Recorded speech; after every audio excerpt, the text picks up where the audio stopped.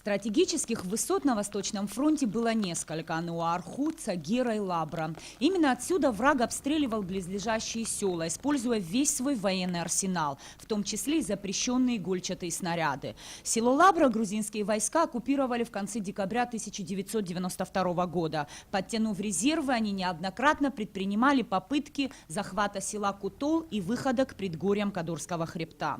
С целью устрашения жителей Лабры противник осуществлял карательные акции – расстрелы, пытки, грабежи, поджоги домов, захват заложников для последующего обмена или выкупа. А в течение января и февраля 1993 года грузинские войска совершенствовали оборону, укрепляя свои позиции в селе. 25 числа грузинские войска овладели Лабрской позицией, 25 февраля.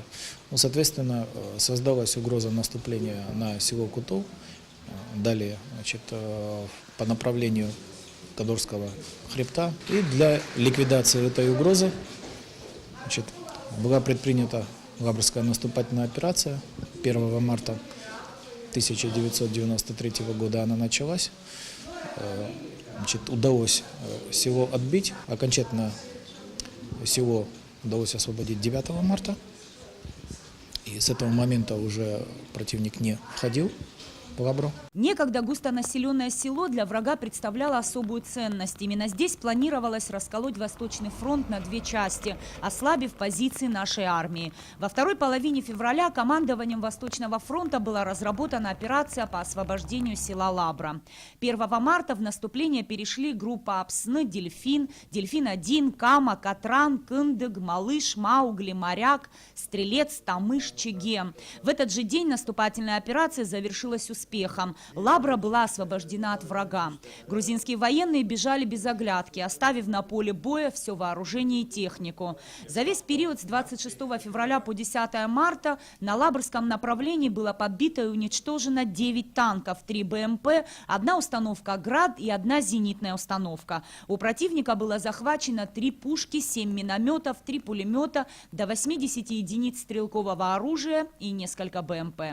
План, составленный 23 декабря, генерал-майор Датуашвили и полковник Вашакидзе с их росписями. Это трофейная карта, которая взята при освобождении города Чимчири, мною она передана Министерству обороны республики. Этот план был составлен, план уничтожения Восточного фронта, путем рассечения его через Кутол. И были направлены 27 боеголовок запрещенных. Это все на карте отражается. Но этот план не осуществился благодаря героям, защитникам нашей республики. Однако после освобождения Лабры не была достаточно организована оборона села, в результате чего грузинские войска перешли в контратаку и вернули свои прежние позиции. И спустя пару дней нашим военным пришлось вновь освобождать Лабру.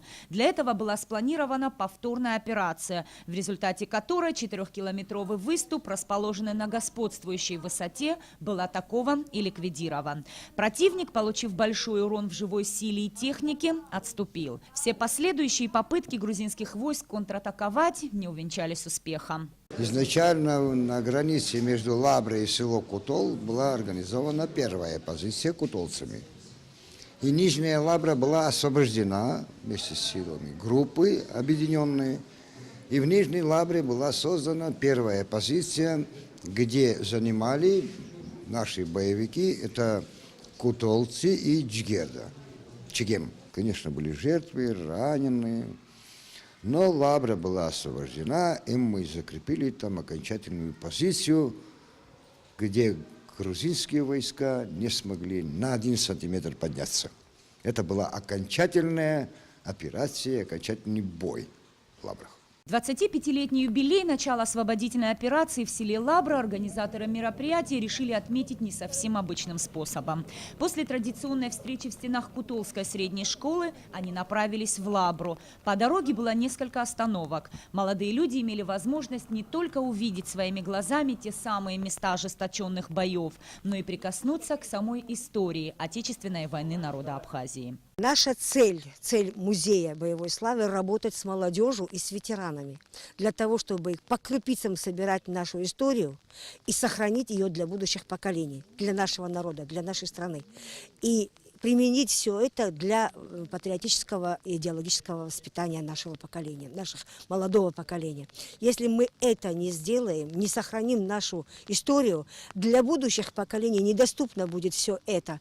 И это будет большой потерей. Нам представляется, что очень важно передать это именно молодому поколению, потому что ветераны, они помнят, вот их воспоминания, покуда мы живы, мы не вечны.